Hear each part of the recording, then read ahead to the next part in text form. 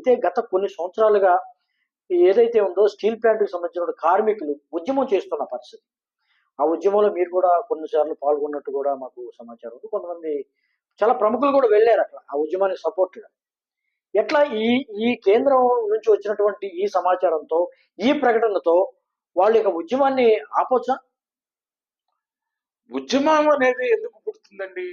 ఎప్పుడైతే ఇంతమంది త్యాగం వెనక, ఇంతమంది రైతులు భూములు ఇచ్చిన వెనక, ఇన్ని కోట్ల పెట్టుబడి వెనక, ఇంత ఎంప్లాయ్‌మెంట్ క్రియేషన్ వెనక అది డిస్టర్బ్ అయిపోయి, కాయిలాపడ్డ పరిశ్రమని ఏ కారణమైనా, రాజకీయ కారణాలమైనా, లేకపోతే మేనేజ్‌మెంట్ లోపమైనా, లేకపోతే రా మెటీరియల్ లేకపోయినా, లేకపోతే మార్కెటింగ్ విధానం సరిగ్గా లేకపోయినా, కొన్ని తప్పుల వల్ల అది సిక్ ఫేజ్‌లోకెళ్ళింది.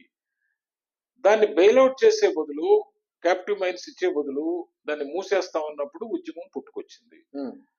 ఆ ఉద్యమంలో ప్రతి పార్టీ కూడా ఇది ప్రైవేటైజేషన్ కుదరదు, చెయ్యకూడదు, చెయ్యవద్దు అని చెప్పేసి రాజకీయ కారణాల వల్ల ఈ యొక్క కార్మిక సంఘాలకు కానీ, ఎంప్లాయీస్‌కి కానీ, లేకపోతే ప్రజానీకానికి కానీ ఆంధ్ర రాష్ట్రంలో వైజాగ్‌లో సపోర్ట్ చేశారు.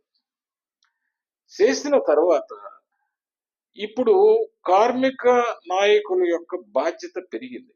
ఎందుకు పెరిగిందంటే, ఒక ఫెసిలిటీ క్రియేట్ చేసిన తర్వాత, ఒక ప్యాకేజ్ రివైవల్‌ది కొంత మేరకు కేంద్ర ప్రభుత్వం అప్రూవ్ చేసిన తర్వాత, వీళ్ళు దాన్ని production capacity utilisation, optimum utilisation, cost reduction, ఎఫెక్టివ్‌గా మార్కెటింగు, ప్రాఫిట్ లాభాల్లోకి తీసుకెళ్ళటానికి ప్రతి కార్మికుడు, ప్రతి యూనియన్ నాయకుడు, ఇంకా మీరు రాజకీయాల పక్కన పెట్టి ఆపేసి దానికి చేయూతనిచ్చి మేనేజ్మెంట్‌కి సహకరించి ఈ వర్క్ రూల్ అనో లేకపోతే ఇంకా ఇతరితర రాజకీయాలు మానేసి ఓవర్ ప్రొడక్షన్ తీసుకొస్తే, ఎప్పుడైతే ప్రొడక్షన్ ఓవర్ కెపాసిటీ బిల్టప్ అవుతుందో అప్పుడు ఆటోమేటిక్ గా ఓవర్ హెడ్స్ అన్ని తగ్గిపోతాయి. ఓకే. లాభాల పైనలోకి ప్లాంట్ వస్తుంది. అది భుజస్కంధాల మీద ప్రతి కార్మికుడికి, ప్రతి ఎంప్లాయీకి ఉంది.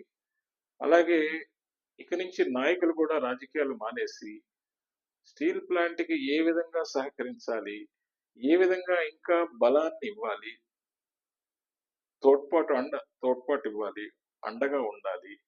పాలసీ మ్యాటర్స్ లో కానీ, లేకపోతే దానికి కావలసిన ముడి పదార్థాల విషయంలో కానీ, ఇతరితర సహాయ సహకారాలు, ఇంకా financial second phase, third phase కూడా అనౌన్స్ చేసి వాళ్ళు రియల్ గా పెర్ఫార్మెన్స్ చూపించినప్పుడు ఇంకొక రివైవల్ ప్యాకేజ్ ఇవ్వటంలో కూడా తప్పు లేదు. ఓకే గోపాలకృష్ణ గారు, చాలా సంతోషం. స్టీల్ ప్లాంట్ ఇప్పటికైనా సరే ఆంధ్రులకు దక్కడం చాలా సంతోషమైన విషయంగా చెప్తూ ఉన్నారు. నమస్కారం. నమస్కారం.